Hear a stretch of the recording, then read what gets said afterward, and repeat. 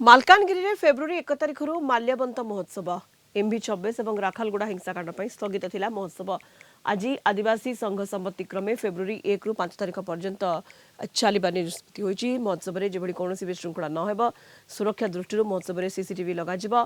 जदि केही विशृंखला करती तेबे दोषी विरोध में एनएसएस धारा कार्यानुष्ठान ग्रहण कराजिबो बोली मालकानगिरी जिलापाल सोमेश उपाध्याय सूचना दैछन्ति।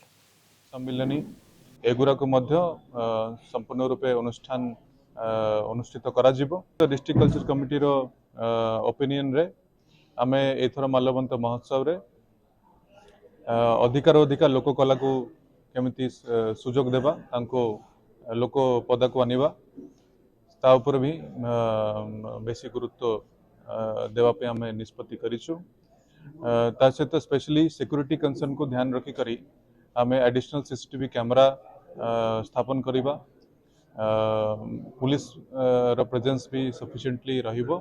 ता छड़ा जो माने कोनसी समस्या सृष्टि करबे चेष्टा करिबे सेमानक पाई भी आमे कहि रखुछु जे आमे दृढ़ कार्यानुष्ठान आमे नै परिबा। एमिति कि नेशनल सिक्योरिटी एक्ट रे भी तांको बुक करिबार व्यवस्था आमे करि दै परिबा। तेनु समस्ते सजग रहिबे, सहयोग करिबे एवं श्रृंखलित भाव में आमर एही उत्सव को पालन करिबे।